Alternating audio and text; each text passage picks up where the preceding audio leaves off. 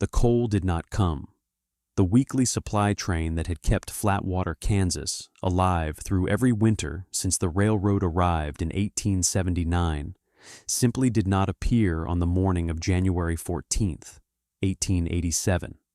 The settlers gathered at the depot, stamping their feet against the cold, watching the empty tracks stretch toward a horizon that offered nothing but frozen prairie, and the howling wind that had already buried the telegraph lines under drifts 10 feet deep. The station master, Wilbur Hensley, emerged from his office with a face as gray as the winter sky. "Trestle collapsed at Mineral Creek," he announced to the crowd. 40 miles east.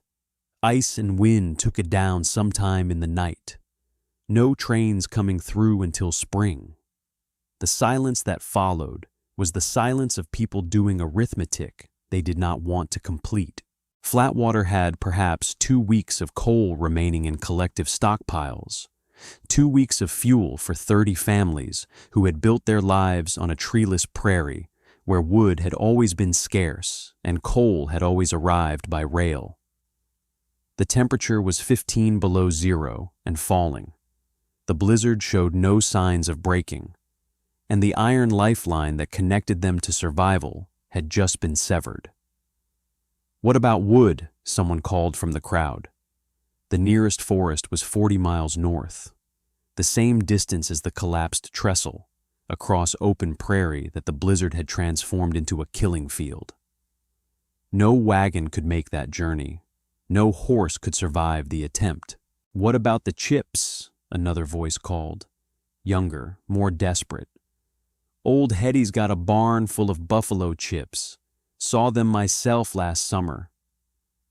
The crowd turned toward the edge of town, toward the small homestead where Henrietta Johansson lived alone with her chickens and her cow, and the massive stockpile of dried buffalo dung that had made her the laughingstock of Flatwater for 4 years. Buffalo chips, the fuel of desperation, the resource of last resort, the primitive alternative that civilized people had abandoned the moment the railroad brought coal to the prairie. Henrietta had been collecting them since 1883, wandering the grasslands with her handcart, gathering the dried remnants of a species that was nearly extinct, stockpiling a fuel that nobody wanted and everybody mocked. Now the coal was gone, the wood was unreachable, and Henrietta Johansson's barn full of buffalo dung was the only thing standing between 30 families and freezing to death. Her sorrel mare, Agda, stamped in the small stable attached to her soddy, breath-pluming white in air that was cold even inside the shelter. "They laughed for 4 years," Henrietta said quietly, in the Swedish her mother had taught her. "Now we see who was foolish." She began loading chips onto her sledge.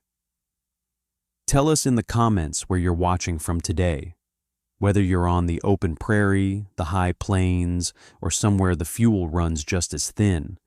These lessons of frontier wisdom are timeless. And if you haven't already, subscribe so you don't miss what happens when the only warmth left comes from what they called worthless. Henrietta had come to Kansas in the spring of 1879, part of the great wave of Swedish immigrants who had heard that land was free for those willing to work it. She was 23 years old, newly widowed. Her husband Lars had died of typhoid on the ship crossing the Atlantic, buried at sea before they ever saw America, and she had decided to continue alone rather than return to the poverty she had fled. The Kansas prairie had shocked her with its emptiness. In Sweden, even the poorest villages had forests nearby, had wood for building and burning, had the fundamental resource that made survival possible. The Kansas grasslands had nothing but grass. Endless, treeless, beautiful grass that provided no fuel whatsoever. The settlers who had arrived before her had solved this problem in 2 ways. Some burned twisted bundles of hay, which provided heat but consumed enormous quantities and burned too fast to be practical. Others waited for the railroad, which brought coal from the mines in Missouri and made prairie life possible for people who could afford to buy it. But Henrietta remembered something from her first weeks on the prairie, before she understood how things worked in her new home. She had seen the old-timers, the ones who had homesteaded before the railroad, who had survived the hard years of the 1860s and 1870s, and she had noticed what they burned in their stoves: buffalo chips, dried buffalo dung, collected from the prairie where the great herds had once roamed in numbers that darkened the horizon. The chips burned slowly, produced steady heat, created minimal smoke, and cost nothing but the labor of gathering them. The old-timers had heated their soddies with chips for decades before coal arrived, and some of them still kept stockpiles as insurance against hard times. "Coal is better," old Mrs. Lundgren had told Henrietta when she asked about the practice. "But chips are free, and free is sometimes better than better." If you're enjoying this story, hit that hype button right now. It's free, takes a second, and helps this video reach more people who need to see it. Now, back to the story. The problem was that the buffalo were nearly gone. The great herds that had once numbered in the tens of millions had been slaughtered over the previous 2 decades. Killed for their hides, killed for sport, killed as a deliberate policy to starve the Plains Indians into submission. By 1883, the buffalo were effectively extinct on the Kansas prairie. The last chips that would ever exist were already lying on the ground, slowly deteriorating, being absorbed back into the soil that had produced the grass that had fed the animals that had created them. Henrietta understood what this meant. The chips were a finite resource, irreplaceable, growing scarcer every year as weather and decay did their work. Anyone who wanted buffalo chips as insurance against future fuel shortages needed to collect them now, while they could still be found, before the last evidence of the great herds vanished forever. She began collecting in the summer of 1883. The work was not glamorous. It involved walking miles across the prairie with a handcart, scanning the grass for the distinctive dark circles that marked where chips lay hidden, loading them carefully to avoid breaking the dried dung into useless fragments. The smell was not pleasant, though dried chips were far less offensive than fresh ones. The labor was endless, thankless, and, according to everyone in Flatwater, completely pointless. "Coal costs $2 a ton," declared Silas Abernethy, who owned the general store and considered himself the voice of reason in the community. "Why would anyone spend their summers collecting buffalo droppings when coal is cheap and plentiful? The woman has lost her mind." The mockery had begun immediately and never stopped. Clementine Abernethy, Silas's wife, had coined the nickname that would haunt Henrietta for 4 years. "The chipwoman," she called her, always with a delicate shudder of disgust. "She spends her days handling animal waste. I don't know how she can show her face in church on Sundays." The other women of Flatwater had taken their cue from Clementine. Henrietta was excluded from sewing circles, from quilting bees, from the social gatherings that made prairie life bearable. She was tolerated at church services, but never invited to the dinners afterward. She existed at the margins of the community, accepted as a resident but rejected as a member. The men were no kinder. They made jokes about the smell that must permeate her cabin, about the primitive nature of her fuel source, about the foolishness of collecting something that had been rendered obsolete by the railroad. "The Swede thinks she's still living in the old days," Silas Abernethy announced at his store one afternoon, where the settlers gathered to purchase supplies and exchange gossip. "Someone should tell her that civilization has arrived. We have coal now. We don't need to burn animal dung like savages." Henrietta heard the mockery and said nothing. Her English was adequate but accented, and she had learned that accents made Americans assume ignorance. More importantly, she knew that argument would not convince people who had already decided to despise her. Only time would prove her right, or prove her wrong, in which case the mockery would be justified. She continued collecting. If Wild West Retribution has become part of your week, consider joining the channel membership. Just a couple dollars a month keeps these stories coming. Links below, and hit that hype button if you haven't already. Now back to the story. The summers of 1884, 1885, and 1886 followed the same pattern. Henrietta spent the warm months walking the prairie, gathering chips that were becoming harder to find each year as the last remnants of the buffalo era disappeared into the soil.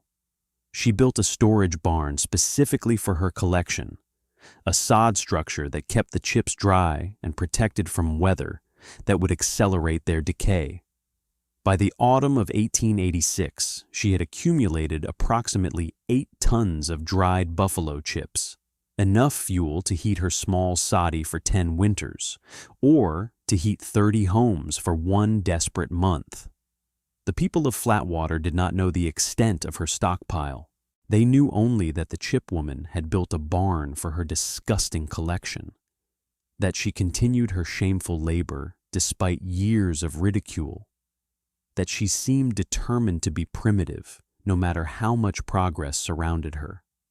"I heard she's filled an entire building with the stuff," Clementine Abernethy reported at the quilting circle from which Henrietta was perpetually excluded. "Can you imagine? A barn full of buffalo droppings. The smell must be unbearable. I don't know how her neighbors tolerate it."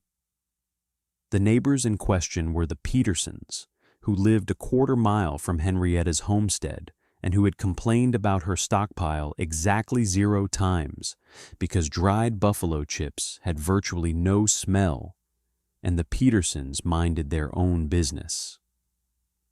The winter of 1886 to 87 began with the Great Die-Up, the catastrophic blizzards that killed millions of cattle across the Great Plains and destroyed the open-range cattle industry forever. The storms began in November and continued through January, piling snow in drifts that buried fences and trapped livestock, and turned the prairie into a white wilderness where survival required resources that many families did not possess. Flatwater survived the early blizzards because the railroad kept running, because coal kept arriving, because the iron link to civilization remained unbroken. The settlers congratulated themselves on their foresight in building along the rail line, on their wisdom in relying on modern fuel rather than primitive alternatives. Then the trestle collapsed, and modern fuel became unavailable overnight. The town meeting convened within hours of Wilbur Hensley's announcement. 30 families gathered in the small church that served as Flatwater's community center, their breath visible in air that was barely warmer inside than out. They had come to discuss options, to share resources, to find some way to survive until the railroad could be repaired. The mathematics were brutal. The collective coal supply would last perhaps 2 weeks with strict rationing. The hay supply was needed for livestock that were already dying from the cold. There was no wood within reach, no alternative fuel source, no way to generate heat from nothing. "What about the Johansson woman?" asked young Eric Peterson, whose family lived near Henrietta's homestead. "She's got a barn full of buffalo chips. Must be several tons by now. It's not coal, but it burns." The silence that followed was the silence of people confronting their own cruelty. Silas Abernethy, who had led the mockery for 4 years, who had called Henrietta's collection the work of a mind that had lost itself, now faced the possibility that the chipwoman's foolishness might be the only thing that could save his family. "Buffalo chips," he said slowly, as if testing the words for poison. "You're suggesting we ask Mrs. Johansson for buffalo chips." "I'm suggesting we don't have a choice," Eric replied. "It's chips or freezing. Those are the options." The delegation that approached Henrietta's homestead that evening consisted of Mayor Thaddeus Willoughby, Reverend Josiah Crane, and, at the insistence of the other settlers, Silas Abernethy himself. They arrived in the gathering dusk, their horses struggling through drifts that reached their bellies, their faces already stinging from cold that would only intensify as night fell. Henrietta saw them coming from her window and knew immediately why they had come. She had heard about the trestle collapse hours ago, had calculated how long the town's coal would last, had understood that the moment she had prepared for across 4 summers of ridicule had finally arrived. She opened the door before they could knock, her face revealing nothing. "Gentlemen," she said, "cold evening for a visit." Mayor Willoughby removed his hat despite the temperature, a gesture of respect that had never been offered before. "Mrs. Johansson," he began, his voice formal and uncomfortable, "we find ourselves in difficult circumstances. The railroad, the trestle at Mineral Creek," Henrietta interrupted. "I know, no coal until spring, and you have perhaps 2 weeks of fuel remaining in town." The mayor blinked at her directness. "Yes, that's correct. We were hoping, that is to say, we wanted to inquire." "You want my buffalo chips," Henrietta said flatly. "The collection that Mr. Abernethy called the work of a savage mind. The fuel that Mrs. Abernethy said made me unfit for polite company." Silas Abernethy's face went red, though whether from shame or cold was impossible to determine. "I will share my chips," Henrietta continued, before anyone could speak. "I will share them because there are children in Flatwater who will die if I do not, and children are innocent of their parents' cruelty. But I will share them on my terms." "Name them," Mayor Willoughby said quickly. "First, the distribution will happen at my homestead. People will come here to collect their allotment, and they will see what they mocked. Second, everyone receives an equal share, the families who laughed and the families who did not. I will not punish children for their parents' sins. Third, when this is over, Mr. Abernethy will stand before the congregation and explain exactly what he said about me and my collection, and he will apologize for every word." Silas Abernethy opened his mouth to protest, but Mayor Willoughby silenced him with a look. "Agreed," the mayor said. "All of it. Agreed." Henrietta nodded. "Send the families tomorrow. Bring sledges and dress warmly. The cold does not care about your dignity." The distribution began the next morning and continued for 6 weeks. Henrietta's stockpile proved even larger than anyone had imagined. 8 tons of dried buffalo chips, carefully preserved. Enough to provide every family in Flatwater with fuel for heating and cooking through the worst winter anyone had ever experienced. The chips burned longer than people expected, produced less smoke than coal, and threw a steady heat that kept homes livable even when the temperature dropped to 40 below. Every family came to her homestead to collect their allotment. The wealthy and the poor, the kind and the cruel, the people who had defended her and the people who had led the mockery, all of them stood in her barn, surrounded by the fuel they had called worthless, and received what they needed to survive. Clementine Abernethy came on the 3rd day, her face a mask of carefully controlled humiliation. She had sent her husband the first 2 days, but Henrietta had insisted that she come herself if she wanted her family's share. "Mrs. Abernethy," Henrietta said as Clementine entered the barn, "welcome to my collection. I believe you once said the smell must be unbearable. Tell me, what do you smell now?" Clementine's nostrils flared. The barn smelled of nothing but dry grass and prairie dust. The aged chips had no odor whatsoever. It's not as I expected," she admitted. "No," Henrietta agreed. "It rarely is." She loaded Clementine's sledge with chips, the same amount she had given everyone else, and watched the woman who had excluded her from every social gathering for 4 years drive away with fuel that would keep her children alive.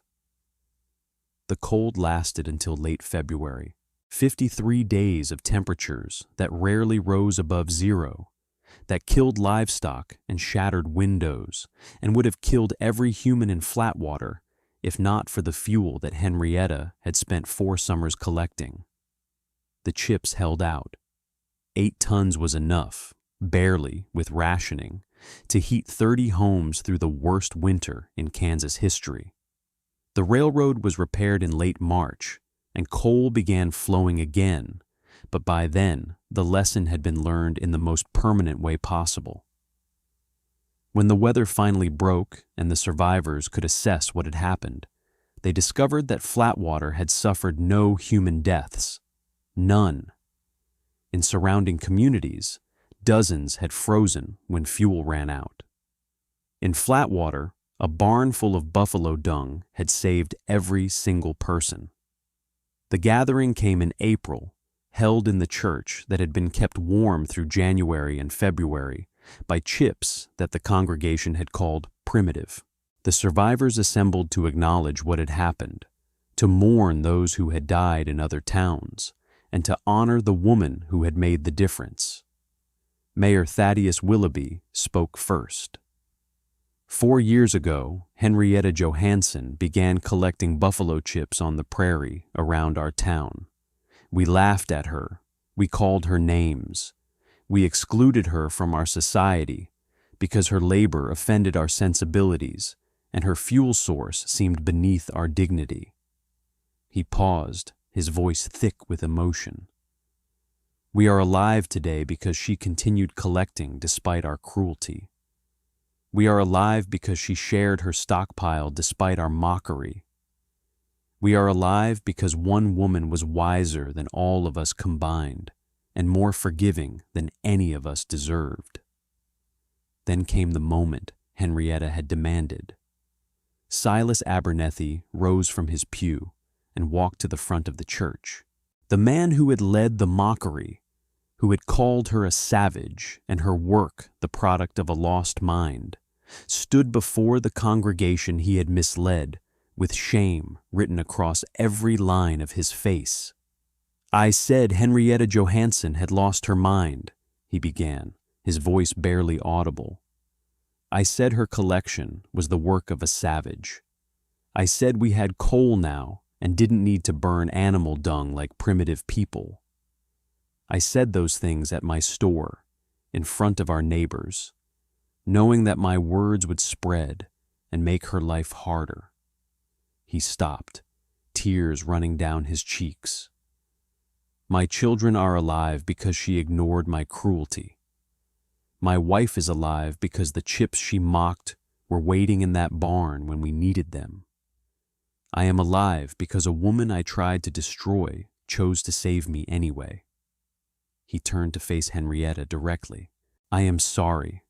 I am sorry for every word, every laugh, every moment of exclusion. I was wrong about the chips, wrong about you, wrong about everything. I don't know how to make it right. I only know that I will spend the rest of my life trying." Clementine Abernethy rose next, then others, each confessing their mockery, their cruelty, their certainty that modern ways were always superior to old ways. The confessions continued for an hour, a community reckoning with the prejudice that had nearly cost them everything. When the testimonies were complete, Henrietta rose and walked to the front of the church. Her face was weathered by 4 summers of prairie walking, her hands calloused by 4 years of labor that had saved 30 families. She was not a woman who sought attention, but she understood that some things needed to be said. "In Sweden," she began, "my mother taught me that waste is sin. Nothing that can be used should be thrown away. Nothing that can save life should be ignored because it seems beneath dignity. The buffalo were a gift from God. Their meat fed nations, their hides clothed millions, and their dung heated homes across the prairie for generations. When the railroad came, people forgot the gift. They thought coal made them better than those who had survived without it." She looked at Silas Abernethy. "Coal did not save you this winter. The railroad did not save you. The progress you were so proud of failed completely when the trestle collapsed. What saved you was something you called primitive, collected by someone you called a savage, stored in a barn you said should not exist." She paused. "I do not share your belief that new is always better than old. I do not believe that dignity matters more than survival. I believe that wisdom comes from paying attention to what works, not from following what is fashionable. The buffalo chips worked. That is all that matters." She looked around the congregation. "The buffalo are gone now. There will be no more chips to collect. What I gathered over 4 summers is the last of it, the final remnant of a resource that heated prairie homes for 50 years. It is gone now, burned to keep you alive. I do not regret using it, but I hope you remember what it taught you, that the old ways are not always wrong, and that the person you mock today may be the person who saves you tomorrow." Thank you for watching this story about Henrietta Johansson and the buffalo chips of Flatwater. When we mock what we do not understand, we sometimes lose the wisdom that might save us. If this story reminded you that nothing useful should be scorned, please share it with someone who needs to hear it. Subscribe to Wild West Retribution for more stories of frontier resilience and quiet vindication. Tell us in the comments, has anyone ever mocked your thrift until your savings were all that stood between them and disaster? That spring, the people of Flatwater did something unusual for a Kansas prairie town. They erected a small monument at the edge of town, a cairn of stones with a bronze plaque, commemorating the buffalo, whose last gift to the prairie had been the fuel that saved 30 families. The monument still stands, maintained now by the Kansas Historical Society, visited by travelers who want to understand how the pioneers survived before coal and after the buffalo. Silas Abernethy closed his general store within a year, unable to face the customers he had misled for so long. He moved to Kansas City and opened a hardware business, where he was known for never mocking any customer's purchases, no matter how strange they seemed. Clementine Abernethy, before leaving Flatwater, made a point of inviting Henrietta to every social gathering she organized. The invitations were declined. Henrietta had learned to be content with her own company, but they were offered genuinely, and that mattered. The phrase "collecting chips" entered the vocabulary of the Kansas frontier and spread across the Great Plains. It meant saving what others discard, finding value in what others ignore, preparing for disasters that modern conveniences might not survive. It was spoken with quiet respect, as if the speaker understood something about thrift that could only be learned through nearly freezing to death. Henrietta Johansson lived on her homestead for another 41 years, passing in the spring of 1928 at the age of 72. She never married again. Lars had been her only love, but she was never truly alone after the winter of 1887. The community that had mocked her became a community that honored her, and the children she had saved grew up knowing that the quiet Swedish woman at the edge of town had kept them alive when nothing else could. Her sadi is gone now, returned to the prairie that produced it. But the barn where she stored her chips still stands, preserved by descendants of the families she saved, a monument to the woman who understood that waste is sin and survival trumps dignity. Above the door, carved in letters that Henrietta added in the years after the Great Winter, is an inscription in both Swedish and English. Inget användbart bör föraktas. Nothing useful should be scorned. Her mother, who had taught her that wisdom in a village half a world away, would have recognized the truth in those words and smiled to see how far the teaching had traveled.